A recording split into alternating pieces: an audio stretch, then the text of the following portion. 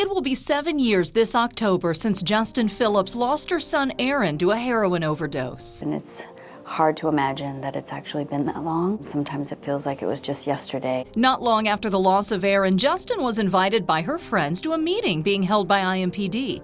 At the time, they were looking at creating a coalition to combat the increase in heroin use. It's weird kind of in a way that they would want me to go there, right? But I think they were trying to figure out how can we help Justin. Justin learned so much from the meeting. And when I went to that meeting, I learned, and this was probably maybe 45 days after Aaron passed away, I learned about naloxone, this drug that actually could have saved Aaron.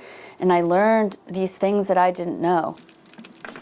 Hydrocodone and heroin are the same drug, and so it was just natural for me as a problem solver, as someone already doing this similar work, to recognize, oh, we have to do something. And Justin is doing something. She founded Overdose Lifeline in July 2014. It's a nonprofit dedicated to helping families impacted by the disease of addiction. There's a lot of shame and stigma around people who misuse drugs, and there's a lot of shame and stigma around I lost my child to a heroin overdose. It's just the reality, right? Every time I say it out loud, I'm aware that someone probably is going to judge me as a parent.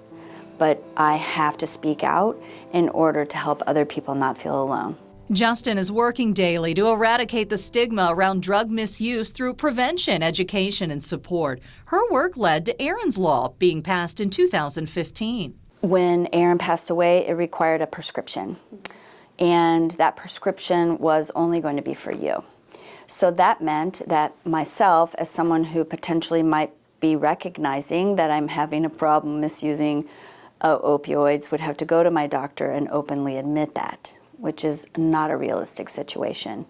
And we needed access to naloxone for anyone who felt they might run into someone who might be potential for overdose. Justin's work led to Erica Watkins to nominate her as a remarkable woman. She has really shown compassion to the opioid epidemic. She found Overdose Lifeline and created a support group for those who have lost loved ones to overdose.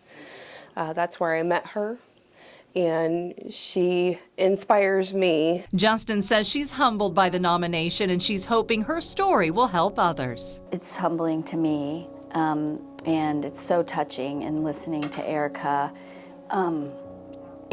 being supportive, and what I sometimes like to refer to as taking care of the other moms, is just part of, I think, my reason for being here. And the reason for having these life circumstances, to help others have that voice and figure out how we walk this journey together.